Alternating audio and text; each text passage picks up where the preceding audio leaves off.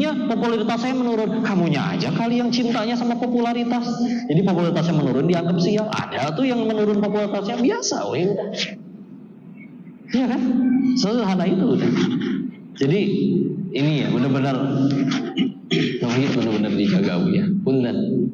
Karena itu cara tadi paling gampang bagi syaitan untuk gugurin pahala kita nih. Dengan udah itunya aja yang diganggu. Karena kalau itunya rusak, setan paham betul. Kamu mau sholat, ke zakat, ke puasa, ke haji, tapi masih percaya dukun. Tuh kumaha. Gelar doktor S3 masih nyimpen jimat. Tuh kumaha. Gagal berarti ilmunya. Ya, ada kisah kayak gini ya. Kenal istilah anak indigo? Tahu?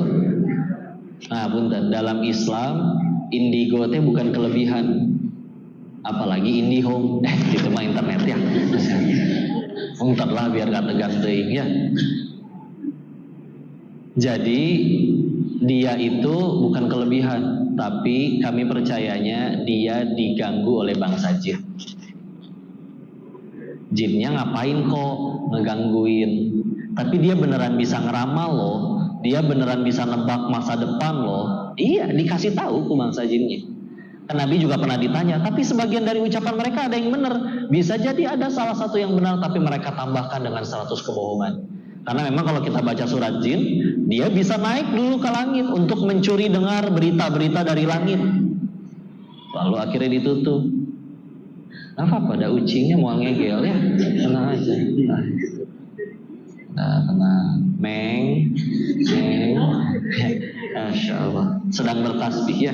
Yusabbihu lillahi ma fis samawati wal ardh. Bertasbihlah kepada Allah apa yang ada di langit dan di bumi. Kita mah tasbihnya beres sholat doang. Hai ucing mah salat dulu ya.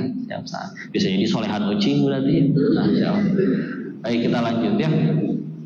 Diganggu dengan tujuan apa? Tadi satu tujuannya. Orangnya nanti kalau ada masalah jadi gak ke Allah lagi, jadi nanya ke si anak itu. Rusak gak berarti tauhidnya? Ada contoh yang lain. Dulu guru kami pernah cerita, beliau ngisi pengajian di rumah keluarga besar. Ada satu pemuda yang tadinya rutin ikut, sekarang jadi gak pernah ikut. Nanya dong ke si mamahnya, anak ibu yang itu teh kemana bu? Apa kuliah di luar kota gitu ngekos, kok gak pernah ikut? Enggak, ada tuh di kamar. Kenapa di kamar gak pernah ikut lagi? Iya, lagi kesurupan arwah si kakek. Ditanya dong, arwah si kakek, ibu tahu dari mana itu arwah si kakek? Ya kan, ditanya apapun tentang si kakek tahu loh, berarti itu si kakek kan? Nah, so gimana jawabnya? Akhirnya dijelasin, punten, orang udah meninggal, udah nggak ada di sini, udah pindah alam, namanya alam barzakh atau ada yang nyebutnya alam kubur. Terus ditanya dong, tapi kalau itu bukan si kakek, kok tahu segala hal tentang si kakek? Nah, kumaha jawabnya. Jadi manusia itu ternyata nggak cuman didampingin malaikat kiri kanan teh, tapi juga oleh dari golongan bangsa jin disebutnya, udah ada yang tahu, Qorin ya. Qorin dalam bahasa Arab itu sebetulnya diartikannya sahabat. Cuman seingat saya ada 14 kata untuk sahabat di dalam Islam, di dalam bahasa Arab. Ya, kayak misalkan sohib, ya. Dan kalau kayak di Indonesia juga kan banyak ya. Teman, kawan, konco, bestie gitu ya. Soulmate ya, apapun itu ya. Bukan soulmate ustadz ya, maksudnya soulmate gitu bahasa Inggrisnya. Masya Allah. Ya, banyak kan istilahnya kan. Ada apa lagi ya, sohib juga bisa dalam bahasa Indonesia kan.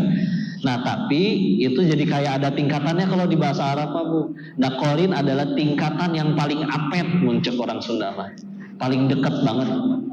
Contoh ya, sedekat-dekatnya suami istri 24 jam bersama nggak? Belum tentu kan? Serumah pun belum tentu bersama. Punten. Kalau ibu lagi di toilet kan si bapak nggak ikut. Masa disemangatin, ayo bu semangat kekejalan, ayo. Kan gelenya jadi bahas kayak gini lagi ya. Tapi enggak kan? Nah kalau Qorin bu, dari lahir sampai kita meninggal nempel. Jadi tahu segala hal tentang kita. Nah, tidak semua bangsa jin takwa, sama kayak orang. Ya, ada yang takwa, ada yang tidak takwa. Aikorin kayak gitu. Ada yang takwa, ada yang tidak takwa. Kalau tidak takwa, orangnya meninggal, ya. Terus dia cara ngeganggunya gimana? Asup ke salah satu anak cucunya. Kan saya tahu segala hal tentang si kakek, ya. Akhirnya efek sampingnya apa? Itu keluarga yang tadinya kalau ada masalah ambil wudhu sujud berdoa ke Allah, sekarang nunggu si anak itu kesurupan nanya ke si kakek, rusak nggak bu tauhidnya? Itu tujuannya, karena ia paham betul cara gugurin pahala kita, sholat, zakat, yang ngaji lah, puasa segala macam, udah rusakin aja tauhidnya. Gak apa-apa nanti yang dipuji si anak indigonya, si anak yang kesurupannya, gak apa-apa. Merekanya gak dipuji, gak apa-apa. Giliran ada masalah yang disalahin setannya, gak apa-apa. Yang penting, kan memang itu kan janjinya ke Allah, mereka akan diganggu anak cucu Adam dari depan, belakang, kiri, kanan. Diganggu supaya akhirnya gak mau takwa, gak mau nurut sama Allah. Ya itu gangguannya. Ya, sehingga akhirnya jangan nikah tanggal ini sih. Enggak ada, benar. Alhamdulillah kemarin Allah takdirkan ada kisah kejadian. Ibu tahu kisah Sianah nggak bu? Lupa ya. Jadi ini viral, tapi cuma di Jawa Barat, di Cadas Pangeran. Jadi ada orang namanya, saya ceritain lah bu ya. Ini ada ibrohnya soalnya. Ada orang namanya Yana. Dia naik motor lewat Cadas Pangeran. Terus sambil voice note sama istrinya, yang isinya kurang lebih kayak gini, aku kayaknya diikutin orang mah, takut ya, kalau aku gak bales lagi mungkin terjadi sesuatu padaku. Tiba-tiba gak ada balasan lagi, gak aktif WA-nya, yang tadinya centang biru 2 jadi gak centang 1. Dikejar, panik, dicari ke Cadas Pangeran, motor gak ada bu di pinggir jalan, orangnya gak ada.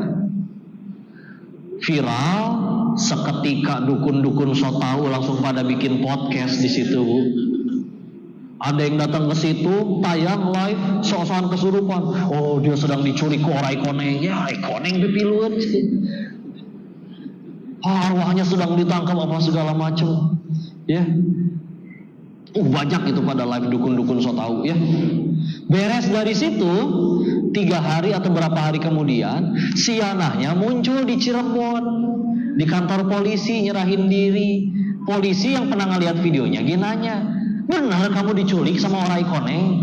Orai koneng naon pak? Saya teh, akhirnya dia cerita, saya teh banyak utang, jadi lagi kabur, bekal saya habis, punten minta ongkos pengen pulang. Di prank dukun se-Jawa Barat bu. Coba, alhamdulillah tuh ada kejadian kayak gitu. Coba, malu gak itu orang yang udah arwahnya diculik ke orai koneng apa segala macam, udah live sok-sokan kesurupan guling-guling di pinggir jalan gitu. Ternyata ya orang lagi kelilit utang pengen kabur, bekal habis pulang. Dia kayak nggak tahu ternyata dirinya viral, jangan hilang di situ. Nggak ada beneran, Masya Allah, udah yakin. Kalau tapi katanya beneran nih, saya diramal sama dia katanya sial dan saya beneran jatuh dari motor. Penggugur dosa, udah bismillah. Punten ya, daripada diramal, kamu bakal bagus, bakal sukses, bakal apa segala macam. Bahkan misalkan ngaku-ngaku mimpi ketemu Nabi, tapi setelah beres dari itu semua, sholat jadi males. Saya mah udah diramal pasti sukses segala macam. Coba, apakah jadi kebaikan juga? Enggak kan? Enggak. Atau misalkan diramal, kamu bakal dapat keburukan, kamu bakal jatuh dari motor, kamu bakal ditipu orang. Terus mimpi juga mimpinya mimpi serem terus, digangguin terus oleh jin atau apapun itu. Tapi setiap hari dia bangun, beramal soleh, bertakwa, birrul walidain, sholat gak pernah bolong, dijaga, udah bismillah. Kepahitan yang terjadi juga gak mungkin Allah gak izinin, luput gitu di pengawasan Allah, pasti atas izin Allah. Bisa jadi gara-gara itu saya gugur dosanya, bisa jadi gara-gara itu saya lebih terjamin surganya. Enggak mau dianggap sial kayak gimana, bismillah udah. Nah tauhid kayak gitu. Jadi nggak ada kayak pun, jangan foto bertiga, enggak ada kaitannya. Ya, Yang foto nggak dipoto sama-sama bakal mati, udah tenang aja. Kenapa segitunya benci sih sama kematian? Mau ke surga aja harus mati kok. Pada pengen ke surga? Pengen. Siap ke surganya sekarang? Kudu mati kan berarti. Tapi maksudnya ini paling penting, esensi ya. Sehingga ya tadi akidah, tauhid itu yang kudu paling banget kita jaga, karena dari situlah jadi landasan dari segala macam. Kita jadi sholat, kita zakat, kita puasa, kita haji, sedekah juga nggak ngerasa rugi kehilangan hartanya, karena meyakini itu aslinya masih akan Allah balas lebih baik. Sama aja kayak saya suka bilang gini, kita sedekah itu sebetulnya uangnya masih punya ibu, tapi udah ditransfer dari rekening dunia ke rekening akhirat. Tenang, ibu pasti nerima balasannya.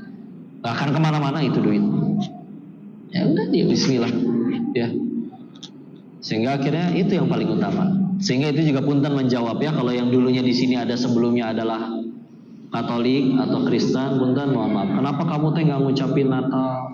Karena di dalam Natal ada pengakuan manusia yang dianggap sebagai Tuhan lahir di tanggal tersebut, ya. Nah, bagi Islam tadi akidah yang harus paling dijaga, ketauhidan. Sehingga punten dengan ucapin kan cuma ucapan, tapi kan ucapan itu pengakuan. Kayak contoh, selamat ya adek, kamu udah lulus S1, berarti saya mengakui benar kamu udah lulus S1. Sekarang dengan kita ikut mengakui, selamat ya kalian udah menikah, mengakui bahwa kalian sudah menikah, berarti udah suami istri. Ijab kabul aja cuman kata-kata kan. Cuma kalau misalnya kata-kata kita udah nggak bisa dipegang lagi, apalagi yang bisa dipegang dari kita? Bukankah ilmu hadis itu bisa nyampe ke kita karena kata-kata? Imam Bukhari kan nggak ketemu Nabi, tapi Imam Bukhari mendengar dari gurunya, misalkan Qutaibah bin Sa'id mendengar dari gurunya Sufyan bin Uyainah, Sufyan bin Uyainah mendengar dari gurunya Imam Az-Zuhri, Imam Az-Zuhri mendengar dari gurunya Abu Hurairah mendengar dari Rasul langsung. Semuanya kan berarti cenah, iya dong. Tapi cenahnya orang mukmin itu yang nggak bisa bohong mereka. Bahkan sampai disebutkan kan, orang mukmin itu bukan orang yang nggak bisa berbuat dosa, masih bisa, tapi orang mukmin itu nggak akan dusta. Sehingga karena rantai orang-orang di dalamnya itu dia nggak berdusta, kita bisa memastikan bahwa bahwa Rasul benar-benar pernah bersabda seperti itu. Satu aja dari rantai sanad orang-orang yang tadi disebutkan ya, kayak main komunikata gitu kan. Tapi satu aja ada yang pendusta, nggak bisa dipegang hadisnya. Ya, nggak bisa dijadiin dalil, nggak bisa dijadiin landasan. Sehingga itu dia benar-benar, meskipun dia cuma ucapan, tapi kalau pengakuan punten. Lihat cara toleransinya Buya Hamka. Beliau mengharamkan tuh ucapin Natal, tapi tetangganya yang Nasrani punya masalah, beliau yang datang ke rumahnya ngetok, ada yang bisa saya bantu nggak? Sebelum dia minjem duit sana sini, Buya Hamka bawa duit, silakan pakai uang saya aja. Tapi ngucapin enggak, itu dong yang lebih dibutuhin, toleransi kan. Daripada punten ngucapin mah paling getol, giliran saudara kita yang non muslim ada masalah di blok, pura-pura nggak kenal. Gitu toleransi teh. Karena punten, kami hanya dilarang mengakui ada Tuhan selain Allah, sisanya kami wajib berbuat baik kepada non muslim. Hanya itu saja, sudah sesederhana itu, ya. Sehingga kalau misalkan mau ucapan selamat yang lain, misalkan selamat ya kamu lulus wisuda, emang enggak karena cuma pengakuan yang tidak ada penggangguan akidah kan, tidak ngerembet ngerusak akidah kan, jadi silakan. Tapi punten, karena di dalamnya ada makna pengakuan Tuhan selain Allah, itu yang kami tidak bisa. Udah sesederhana itu, tapi kami wajib berbuat baik kepada kalian, ya. Sehingga apalagi kalau pengen digali dari sudut pandang sejarahnya kan Rasul kalau Nabi Isa alaihissalam kan, kalau kata surat Maryam kan ngelahirinnya di bawah pohon korma. Masalahnya 25 Desember teh lagi nggak musim korma. Iya kan? Berarti yang lahir 25 Desember teh siapa? Kalau kita bicara sejarahnya mah ya, berarti udah bisa jadi tanggalnya belum tentu fix tanggal itu. Apalagi emang waktu itu udah ada Masehi. Masehi baru nyampe 2024. Sedangkan Rasul aja 14 abad yang lalu. Sedangkan jarak Rasul ke Nabi Isa aja ada yang nyebut 600-700 tahun. Penanggalan gak kayak sekarang. Tepat tanggal 25 itu ngelihat di mana di Androidnya gitu, tanggal 25 ya. Kan gak mungkin juga. Kalau nggak balik lagi kalau misalkan masalah akidahnya, tapi demi Allah kami diwajibkan berbuat baik kepada kalian yang non muslim. Demi Allah. Kami berbuat zalim kepada kalian, sama kami diganjar balasan yang sama oleh Allah keburukannya. Ya. Tapi punten ya sekedar ucapan kami tidak bisa. Karena bagi kami tadi yang paling penting akidah. Karena dengan akidah dan ketauhidan tadi ngerembet, kita jadi mau sholat, kita legowo ngadepin hidup, kita jadi ya tetap orang-orang beriman itu bukan berarti jadi minderan ya. Dia tetap percaya diri, tapi percaya dirinya bukan karena aku hebat, aku pintar, aku jago, bukan. Tapi sesederhana karena aku tahu di belakangku ada Allah yang maha kuasa atas segalanya. Jadi dia tetap confident, percaya diri. Melihat yang kaya, sadar dan titipan dari Allah. Nggak usah ngeremehin, nggak udah istilah Allah paling korupsi, yang nggak usah diledekin kayak gitu. Tapi sadar titipan, jadi dia iri kayak nggak udah biasa aja. Orang mobil bagus lewat, ya mobil kaleng dipakein kaca, dipakein plastik, dipakein beling, dipakein ban, jadi jalan kaleng angger ya. Bismillah. Dia lagi diuji, ntar ada yang lebih kurang, nggak apa-apa. Tidak punya harta bukan berarti tanda kehinaan. Makanya Allah sengaja pakai contohnya Firaun, kaya, berkuasa, istri soleha, hidup 400 tahunan, gak pernah sakit, gak pernah demam, batuk pun gak pernah seumur hidup. Mulia? Enggak, hina. Terbukti ibu-ibu gak ada yang ngasih nama anaknya Firaun, bukan? Iya. Anak temen lucu, siapa namanya bu? Firaun kok. Enggak tidak gue. Tapi ada seorang nabi mulia, Ayub alaihissalam, 18 tahun sekujur tubuh kena penyakit kulit. Waktu kena penyakit kulit, anak kandungnya 12 orang, meninggal barengan 12-12-nya. Apakah jadi hina? Enggak, tetap mulia. Bukan dari itu. Jadi, saya tetap enggak, silakan. Karena di hatinya udah tinggal Allah doang. Saya enggak mau diapain, gitu. Hidup enak jadinya nyikapinnya. Sholat, zakat, puasa, haji, udah jelas jadi ada landasannya.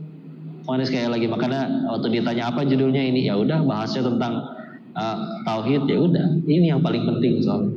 Jangan sampai hilang, rugi. Na'udzubillah kita kehilangan esensi yang paling mulia tadi. Ya, tadi dia akan ngegoda pasti di ketauhidannya setan itu. Sebagaimana keluarga tadi, sengaja udah gimana caranya? Biar apa? Biar akhirnya tadi keluarga tadi yang harusnya ada masalah ambil wudhu, sholat, sujud, sekarang ada masalah nunggu si anak kesurupan. Dan sekali lagi tauhidnya yang bermasalah. Gimana dong? Itu kan ibarat pintu masuknya, landasan utamanya. Jadi jangan ngelihat kita, oh Islam itu gimana ya? Islam itu orang dia pasti orangnya sholat, zakat, puasa, haji. Ada landasan dari itu semua. Ya, udah nggak ada lagi zodiak, nggak percaya feng shui, nggak percaya sio, angka sial, angka keberuntungan, tanggal sial, tanggal keberuntungan. Bismillah.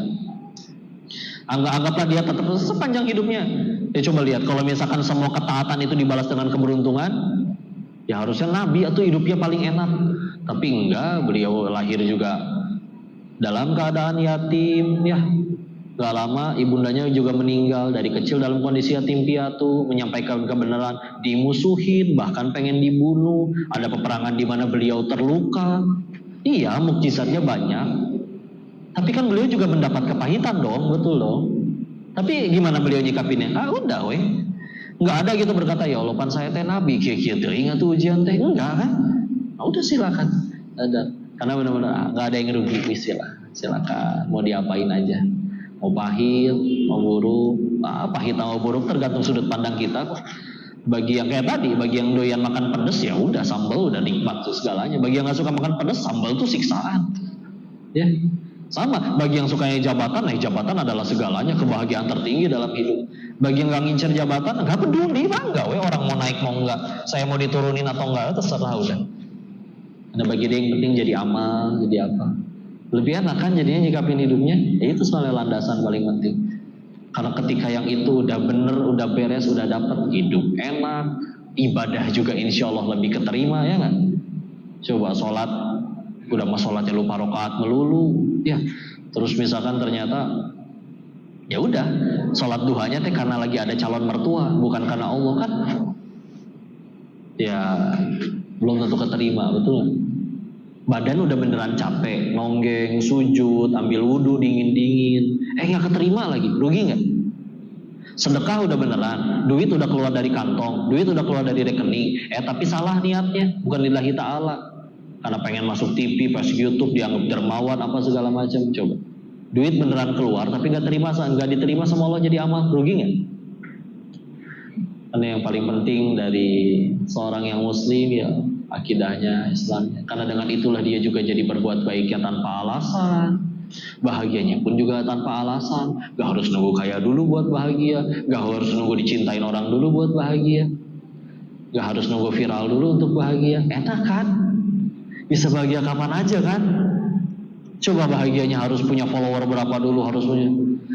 Betapa capek sekali bahagia harus seperti itu. Gaji udah UMR, begitu ngelihat yang lain, saya emang gak mau bahagia sebelum rumahnya segede dia.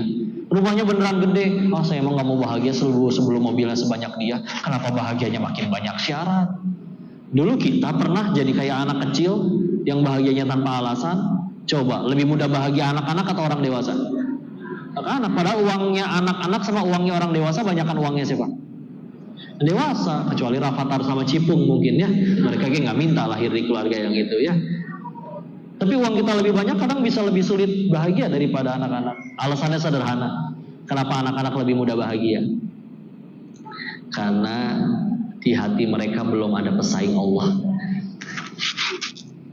Kita makin gede, makin ngerasain, gini ya rasanya punya duit enak, gini ya rasanya punya jabatan enak, gini ya rasanya viral enak. Itu menjadi pesaing-pesaing Allah di hatinya. Sehingga bahagianya geser. Aku mah gak mau bahagia kalau belum kaya. Aku gak mau bahagia kalau belum punya ini itu. Kita pernah kecil, ibu lahir gak langsung segede gini kan? Ibu pernah orok bu? Pernah kecil. Berarti kita dulu juga pernah jadi manusia yang bahagianya tanpa alasan. Benjol sama temennya 5 menit kemudian udah bayan lagi. Sekarang kita gak dibikin benjol, ada satu ucapan nyelekit aja bisa musuhan tuh 10 tahun. Nah kecil sederhana, meskipun dia juga nggak ngerti tauhidnya gimana, tapi sederhana karena di hatinya belum ada pesaing Allah, mudah baginya buat bahagia. Masa makin gede, makin katanya makin pintar, makin banyak duitnya, makin sulit bahagia. Kitanya aja kali yang naruh pesaing Allah di hati, makanya makin sulit bahagia. Gitu, sepakat? Jam berapa ini teh?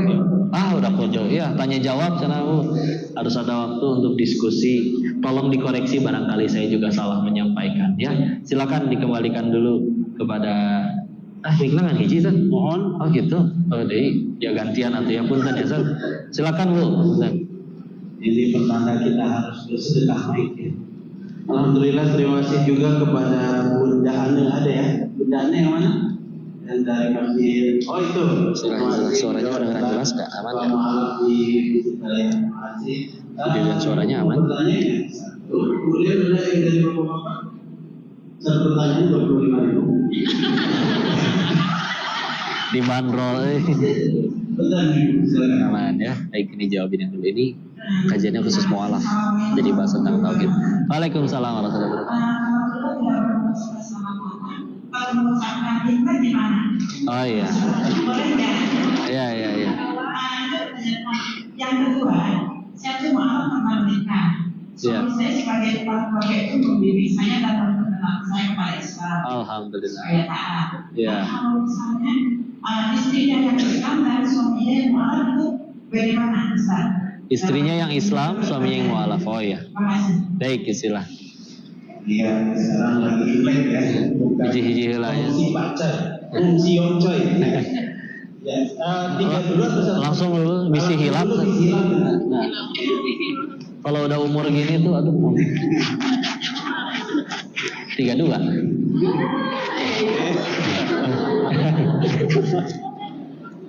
Baik, istilah ya. Kalau ngucapinnya selamat Imlek, kita cari tahu dulu berarti Imlek teh naon ya. Yang saya tahu Imlek teh merayakan mulai masuk ke musim semi. Jadi tanda berakhirnya musim dingin masuk ke musim semi. Dan memang tanggalannya mereka orang Jawa, saya gitu termasuk berarti ya. Dan saya nggak minta lahir jadi orang Cina ya. Dimulainya memang tanggal 1-nya ketika ganti dari musim winter, musim dingin ke musim semi. Kalau di Indonesia kan musim itu cuma 2 ya, musim hujan sama musim rambutan gitu kan. Kalau di sana kan ada 4 ya, musim semi, musim panas, musim gugur sama musim dingin ya. Jadi kayak gitu. Jadi kalau kita kalau misalkan diartikannya bahwa selamat udah masuk musim semi, wallahu alam, mungkin ada yang masih berpendapat membolehkan, atau ada juga yang hanya berbicara, kalau di dalam logat Hokkien nyebutnya Kyonghi ya. Kalau misalkan pakai logat Mandarin jadi kongsi, walaupun tulisannya gong ya. Jadi kalau G kan dibaca K, kongsi. Yang kalau diartikan itu artinya hanya selamat. Nah, yang diselamatin gitu ya. Ya kalau hanya kita ingin ngucapin. Ya kalau kayak kemarin kami kumpul ke rumah keluarga ya, ke rumah saya yang paling tua, cicinya papi yang paling besar, karena karena popo sudah wafat, jadi ke tua kau yang paling sepuhnya. Ya, misalnya bilang gini, Kyonghi, kalau dia terjemahin selamat apa nih? Saya niatin aja ya, selamat, kamu teh sing sehat ya, selamat, kamu teh sing dapat hidayah, selamat, kamu teh udah. Karena di situ ada yang ceritanya, baru selesai sidang, selamat aku selesai sidang, cuman saya pakai Mandarin, Kyonghi ya gitu ya. Tapi memang amannya, karena gini ya, di dalam Islam kalau kita ngebahas sesuatu fikih, ada kadang orang suka bertanya secara sudut pandang fikih ya. Tapi fikih itu hanya bicara hukum. Berarti fardu, sunnah, mubah, makruh, haram. Atau kasarnya hanya bicara boleh atau tidak. Tapi kami selalu diingatkan, di dalam Islam kita ngelihat sesuatu, di atas fikih itu selalu ada yang namanya takwa. Nah, apa bedanya kita ngelihat pakai sudut pandang fikih sama takwa? Fikih hanya bicara boleh atau tidak. Takwa bicaranya Allah suka atau tidak. Ya, kayak contoh, apa sih kok hukumnya baca komik? Ada orang yang nggak peduli hukumnya baca komik. Meskipun ternyata komiknya cuma komik Doraemon misalkan, dan tidak ada yang gimana-gimana, berarti bisa jadi hukumnya mubah. Tapi akan ada selalu orang yang ngelihat pakai sudut pandang takwa, sehingga dia berpikir, apapun hukumnya baca komik, yang aku tahu aku lebih dicintai Allah kalau aku baca Quran bukan baca komik. Jadi dia lebih pilih baca Quran. Apakah hukumnya musik? Aku nggak peduli hukum musik apa. Yang lebih aku suka, yang aku tahu, aku lebih dicintai Allah kalau aku dengerin murotal daripada dengerin musik. Lebih aman kan? Lebih selamat kan? Tanpa harus berdebat ini boleh atau tidak atau apa segala macamnya. Ya. Apa sih hukumnya nonton drakor misalkan? Dia nggak peduli, aku nggak peduli hukumnya apa. Yang aku tahu Allah lebih suka aku nonton kajian daripada nonton drakor. Jadi dia lebih pilih nonton kajian, lebih selamat, betul?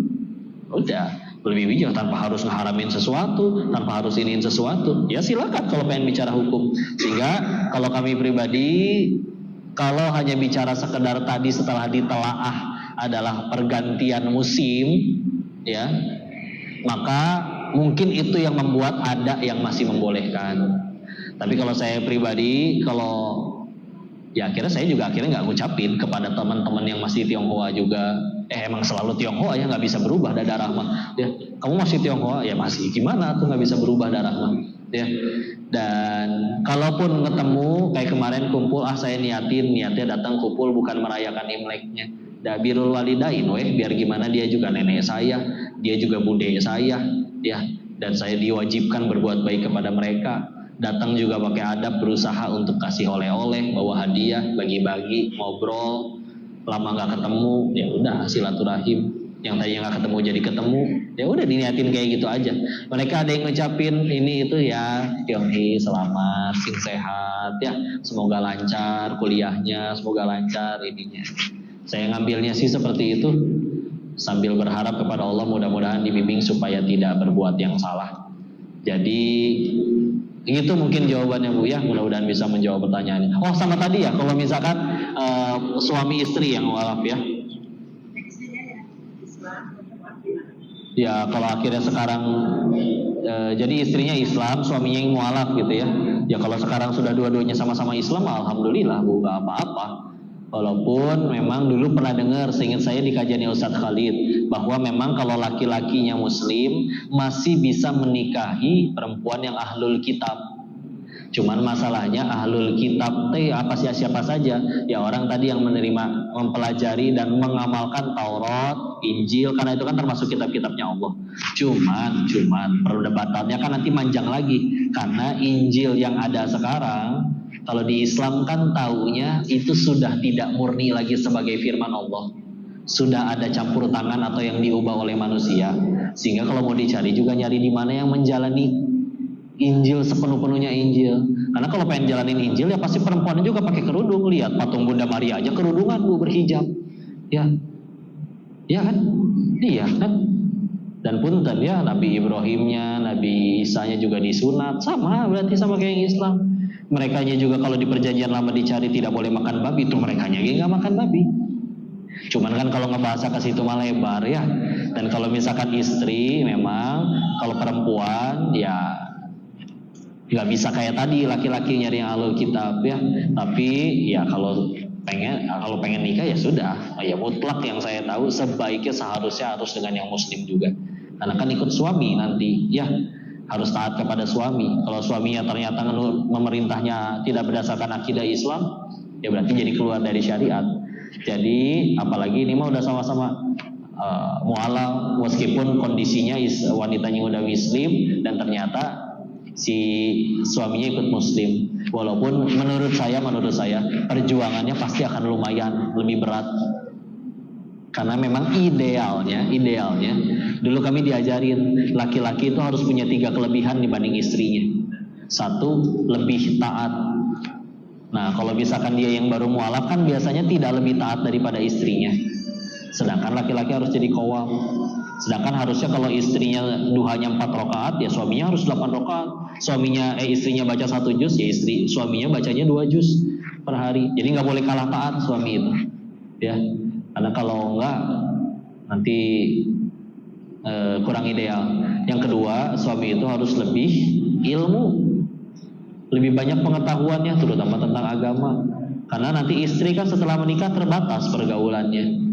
Ya, terus nanya ke suami nggak ngerti, nggak mungkin nanya ke suami orang, nggak mungkin nanya ke laki-laki lain gitu kan kagok. Kalau mending kayak gini ada pengajian masih bisa tanya gitu ya. Tapi kalau misalkan nanya ke suaminya nggak tahu, ini juga kagok. Yang ketiga memang tidak wajib, tapi kadang jadi perkara. Suami itu harus lebih duitnya daripada istri. Oh berarti kalau aku nggak kaya, aku nggak boleh nikahin perempuan yang konglomerat ya? Boleh, bukan begitu maksudnya. Tinggal minta ke Allah, Allah maha kaya kok. Ya Allah sanggupkan hamba ya Allah untuk menikahinya karena Allah. Bismillah, tetap ada yang bisa jadi kaya juga. Cuman memang bagi sebagian rumah tangga ada yang bisa goyang hanya karena masalah perkara ekonomi. Jadi untuk menjaga idealnya ya Allah. Jadi kita si suami nih yang tadinya nyari duitnya hanya sekedar dapat gaji, sekarang diniatin ya Allah mampukan hamba ya Allah untuk menjaga kerukunan rumah tanggaku ini. Bismillah, itu sah kok, boleh. Dan bisa jadi Allah mampukan, jadikan dia pengusaha, jadikan dia mampu, jadikan orang tajir, bismillah, gak apa-apa ya. Nah sekarang ceritanya suaminya yang baru belajar Islam, belajar ke istrinya. Ya kalau istrinya bisa sabar-sabar, bimbing sampai akhir ini sih mangga, sah-sah aja, boleh-boleh aja. Cuman sejauh ini mungkin perjuangan si istrinya akan lebih berat daripada ketika si istri itu dapat suami yang udah soleh dari sononya. Tapi kalau perjuangannya lebih berat, emang kenapa kok? Ya nggak kenapa-napa lagi juga. Karena kesabarannya dia ngebimbing itu juga pahala yang luar biasa dari Allah nanti. Ya, setiap tetes keringat yang turun, setiap kali dia ngadepin semua pertanyaan yang mungkin kadang nggak masuk akal ini itu, jangan dikira Allah sia-siakan itu semua pahalanya. Jadi semuanya tetap jadi kebaikan. Apalagi tadilah yang penting dua-duanya sudah beriman. Cuman ya di dalam parenting Islami ya ternyata ada yang disebut yang idealnya seperti tadi ya. Kalau ternyata belum ideal ya bukan berarti masalah, bisa dijadikan, diupayakan untuk jadi ideal, nggak apa-apa. Yang penting tadi sudah sama-sama Islam. Wallahu a'lam bishawab. Mudah-mudahan bisa menjawab pertanyaan. Awan ya. Alhamdulillah puas ya. Tapi saya tidak puas karena ibu nanti harus mencari lagi. Yang laki-laki tidak apa-apa.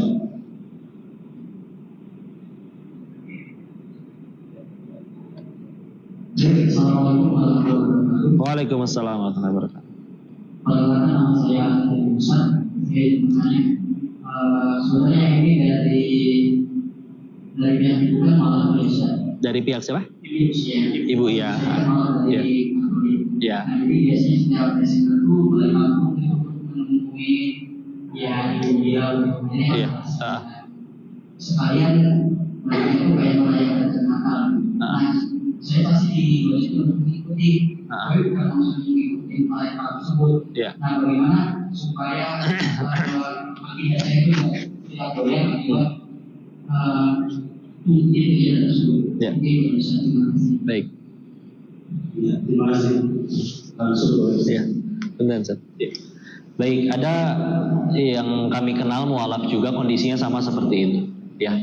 Jadi, tapi ada hadiahnya, Masya Allah. Enggak, diterima dulu. Ya. Jadi sama kondisinya. Jadi mudiknya tuh memang baru liburnya juga kan pas ketika ada Natal dan Tahun Baru. Jadi gimana cara beliau menyikapinya? Ya dia diniatkan dalam hatinya, aku pulangnya Natal bukan karena aku ngerayain Natalnya, dan saya liburnya memang pas Natal doang. Misalkan itu satu. Dua, datang ya pengen birrul walidain kepada orang tuanya, dan dia pengen menyambung tali silaturahmi dengan kerabatnya. Di sananya dia tidak ngikutin ritual-ritual keagamaannya, menjaga diri tidak ada yang baik ucapan, tindakan yang sekiranya bisa mengganggu akidah dia tidak lakukan. Benar-benar dilakukan murni hanya aku diwajibkan sayang kepada ibuku. Kalau aku nggak nemenin dia pulang, dia pasti sedih. Aku pengen bakti kepada dia. Dengan saya ikut, saya bisa bawain tasnya, saya bisa bayarin ongkosnya, nyampe sana bisa berbagi dengan keluarga yang di sana. Niatnya benar-benar murni silaturahmi. Ibadah dan ritual agama lainnya sama sekali tidak diikuti. Yang beliau lakukan sih mualaf yang tadi seperti tadi, dan dianya juga memang mualaf ya. Jadi ngejaganya dia seperti tadi, ya. Jadi bukan karena Allah tahulah di dalam hatinya, ya. Dan kondisinya memang dia, ya gimana dong? Dia nggak bisa kayak kita yang mudiknya pas Lebaran atau gimana. Orang semuanya masih Nasrani kok keluarganya. Lebaran bagi keluarga dia, ya sama seperti hari biasa. Karena memang benar-benar Nasrani semuanya. Jadi akhirnya dia ngejalaninnya udah Bismillah, hanya karena aku diperintahkan Allah berbuat baik kepadanya, sambil berusaha terus agar akidah tidak ternoda dan sebagaimana macamnya. Akhirnya dia ya tetap ikut, bawain tas ibunya, bayarin ongkos ibunya, di sana bangun lebih pagi nyiapin sarapan ibunya. Ada adik-adik di sana pengen main, dia beliin mainannya. Itu niat benar-benar pengen berbuat baik aja di sana. Itu walidain. Tapi giliran waktu ke gereja, izin dia nggak ikut. Ada nyanyi apa kebaktian di rumah atau segala macam, izin dia nggak ikut. Ada orang pada datang ngucapin, dia bilang, iya dia nggak bisa ikut ngucapin selamat. Tapi dia jadi ikut. Yang lain pada sibuk pada ngobrol, jadi dia yang ngambilin tehnya, dia yang nyiapin biskuitnya. Itu secara beliau ya. Dan sejauh ini efektif karena keluarganya nggak ada yang jadi benci atau marah sama dia karena jalan yang dia pilih seperti itu. Karena ya alhamdulillah beliau menjalaninya dengan kesantunannya beliau, sehingga akhirnya nggak sampai kalau kamu kesini nggak ikut ngucapin Natal, nggak ikut ke gereja, nggak ikut apa, kok usah ikut mudik. Alhamdulillah nggak nyampe kayak gitu, karena benar-benar ditunjukin pakai tadi akhlaknya. Allahu a'lam. Tinggal sambil terus minta tolong kepada Allah, di luar itu juga terus menuntut ilmu. Bismillah, mudah-mudahan kalau Allah mau hidayah bisa datang juga kepada keluarganya. Allahu a'lam bishawab. Tadi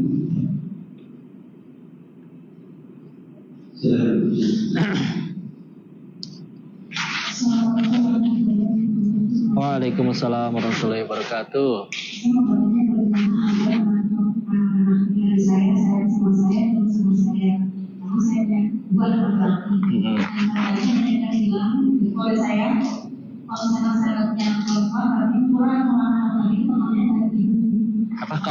Kalau ini perempuan?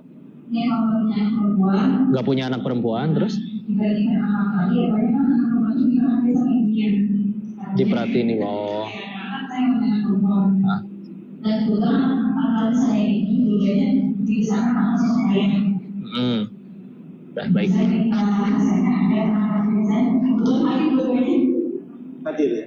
Angkat tangan.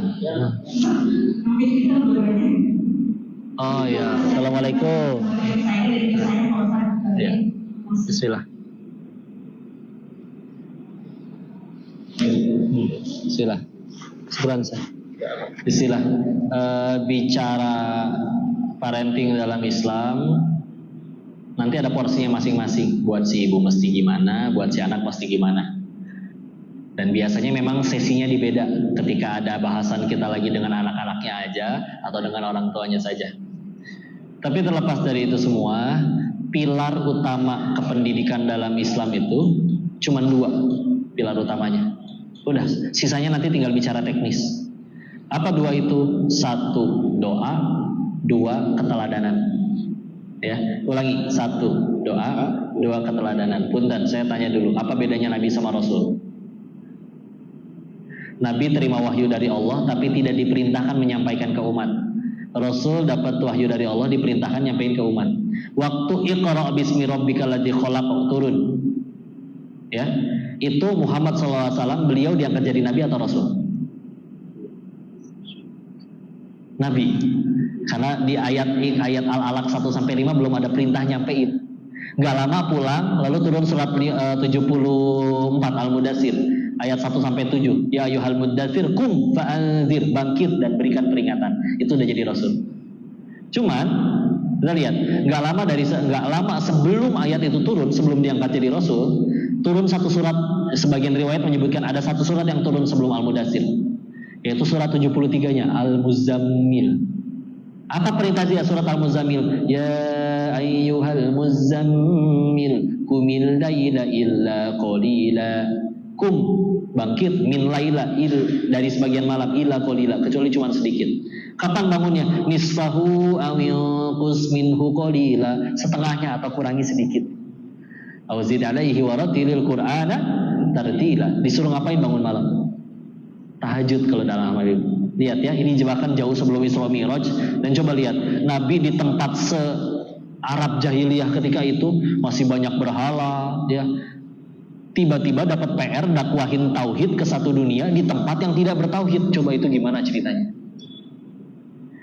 Butuh pertolongan Allah, butuh nasihat dari Allah. Perintah pertamanya sebelum kamu berdakwah, tahajud dulu kamu. Kenapa jadi bahas ini? Imam Syafi'i, contohnya Imam Syafi'i lah ya. Anak-anak dan murid-muridnya pada jadi orang hebat, orang besar, orang soleh semua. Salah satunya adalah beliau kalau berdoa, kalau sholat, terutama tahajud, gak pernah ngedoain dirinya, tapi ngedoain orang-orangnya. Entah anak-anaknya, atau murid-muridnya. Ya. Karena Bismillah. Ya. Nah, kadang kita yang hilang bisa jadi bahkan ngedoain juga enggak. Tapi Bismillah, pakai doa, apalagi kalau sudah ditahajud. Karena lihat ya, nah modal Nabi untuk dakwah sebelum Islam akhirnya jadi sebesar itu, disuruh tahajud dulu, modal pertamanya. Karena kalau misalnya kata Kiai Haji Arifin Ilham, semoga Allah merahmati beliau, almarhum ya, Masya Allah, beliau bilang orang tahajud itu punya yang namanya haibah jalaliyah. Apa tuh? Seperti kayak aura wibawa keagungan dari Allah yang diberikan pada dirinya. Sehingga bisa jadi ada orang ngomong dua orang ngomong persis sama ucapannya, tapi yang satu ahli tahajud, yang satu nggak pernah tahajud. Allah bisa jadiin orang tuh lebih dibulak-balikan hatinya karena nggak denger yang tahajud. Perasaan saya udah sering denger ya materi ini dari orang, tapi kalau beliau yang ngomong kok saya pengen ngamalin ya. Bisa jadi itu ahli tahajud orang. Ya, karena beda nanti powernya. Ya, bahkan ada guru saya di salah satu asatidz di Darut Tauhid, beliau nggak mau ceramah di hari itu kalau malamnya nggak tahajud. Mendingan di reschedule oleh beliau. Sampai sebegitunya, ya. Nah itu kekuatannya situ. Yang kedua, keteladanan. Saya contoh tanya ya, Rasul ngedidik sahabat pada jadi sukses. Sahabat ada nggak yang pernah kena pukul sama Rasul? Ada nggak? Kalau sahabat ada.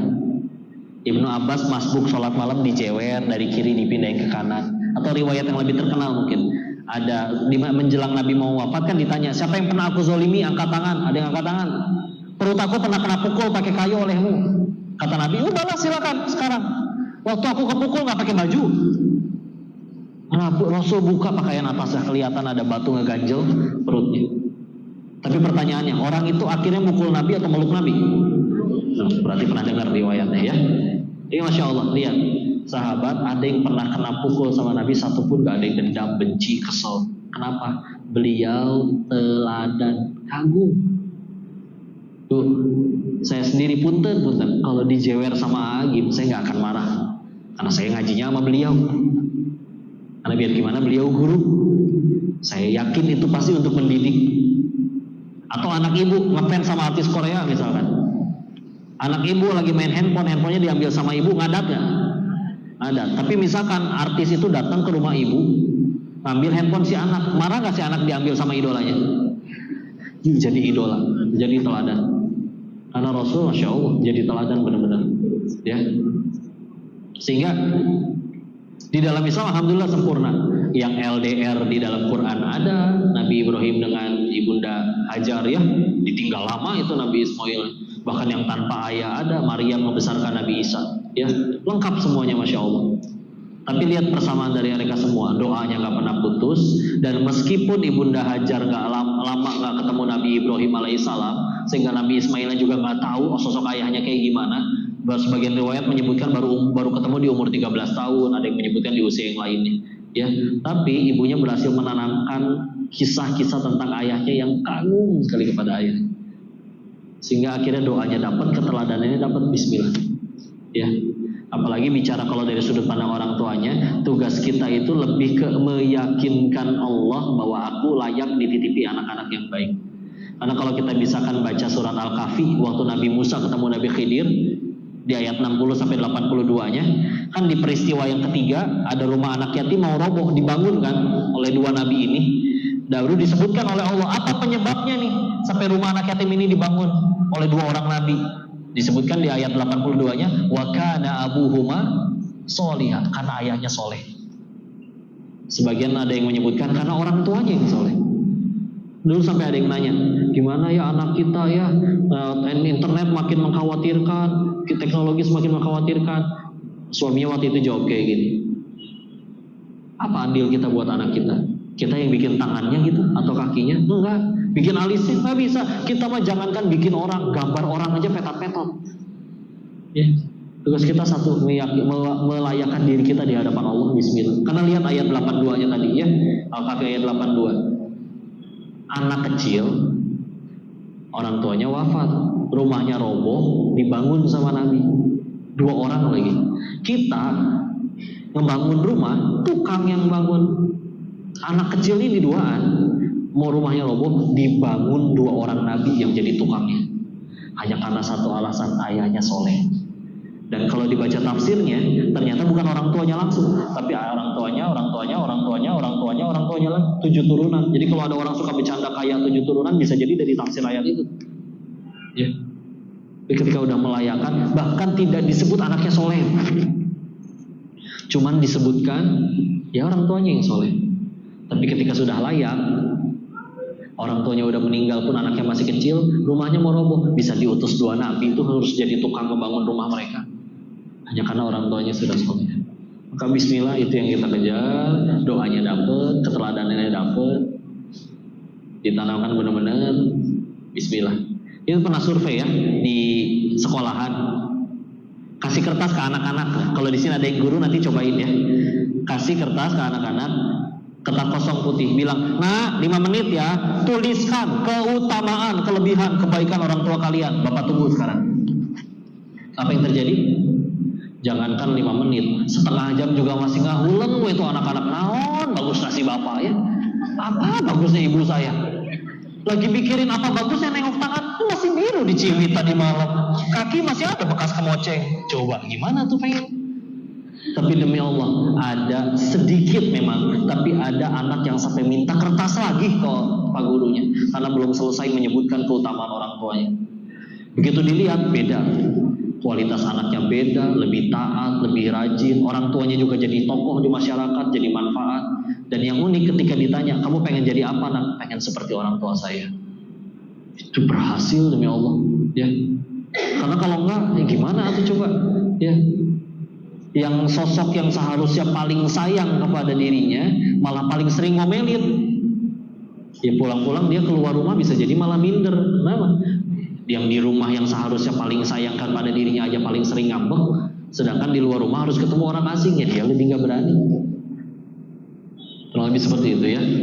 Waktunya nggak cukup, mudah-mudahan nanti kita bisa adain lagi tentang kajian tentang itu khusus. Allahu a'lam bishawab.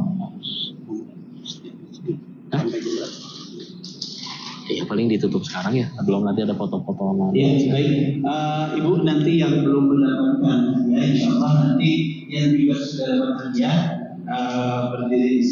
sebagai nanti bukti untuk pihak donatur ya.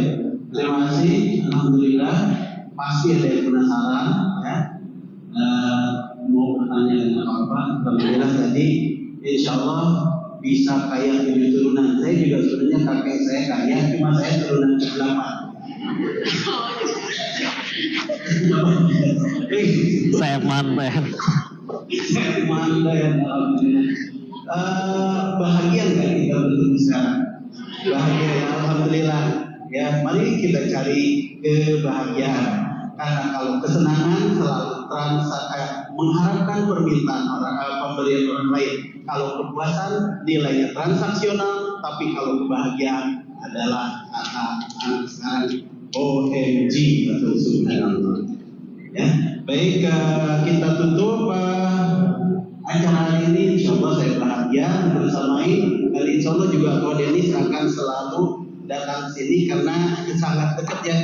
Kalau sekarang di Cimahpar, you know Cimahpar? Ini from here. Cimahpar. Oke, di belakang mana? Ada lagi nyamuk. Amang atau amang? Ayo nanti ABG itu anak gunung gede tadi Pak.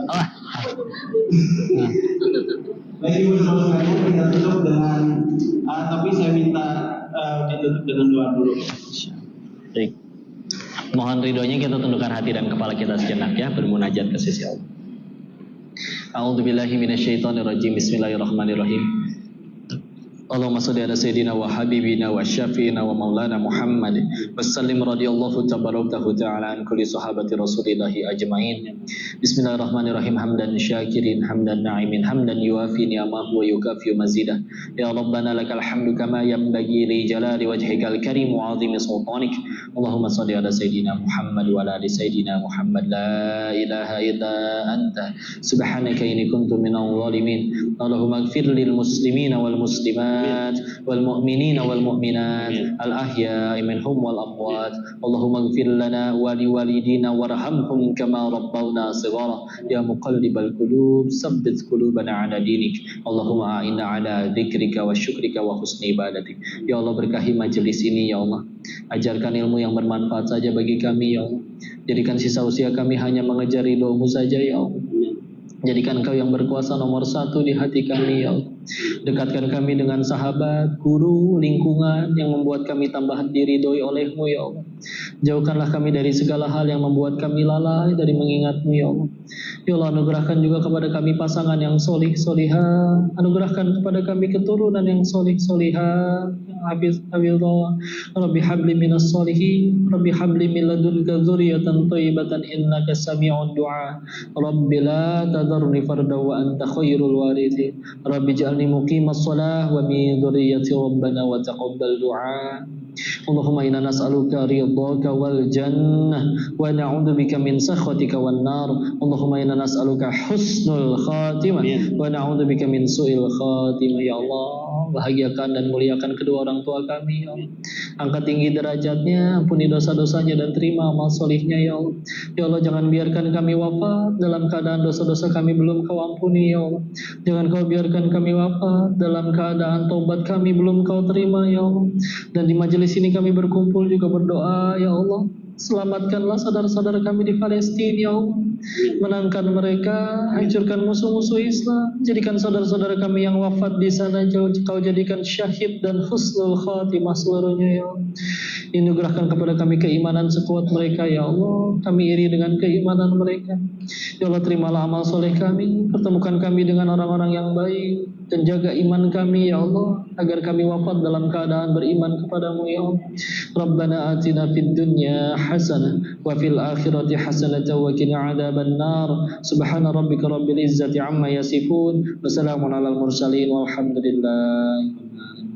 Terima kasih Ayah, Ibu, Akang, Teteh, Bunda yang dirahmati Allah. Saya mohon maaf sebesar-besarnya jika ada kesalahan murni dari kebodohan diri ini. Tolong dimaafkan dan dinasihati. Jika ada kebaikan pasti dari Allah dan kita bersyukur kepadanya. Selesai ketitipan pesan tadi, kalau insya Allah ada yang jemaah pengen umroh sama-sama bareng. Di depan itu ada Ridatur yang mengajak. Nanti berangkatnya bareng sama saya sama Ko Deni sama Teh Yunda ya. Insyaallah 21 April. Jadi Koko Yunda ya. Insyaallah. Ya memfasilitasi ya. Kami tadi diminta menyampaikan itu, mudah-mudahan bisa kita menunaikan ibadah umroh sama-sama. Sisanya saya mohon maaf, mohon maaf lahir batin, mohon dinasihati, mohon doanya. Kita kembalikan dulu sama-sama. Sisanya saya mohon maaf, mohon maaf lahir batin, mohon dinasihati, mohon doanya. Kita kembalikan dulu kepada Ustaz. Sama. Sisanya saya mohon maaf, mohon maaf lahir batin, mohon dinasihati, mohon doanya. Oh, jadi selanjutnya bisa nanti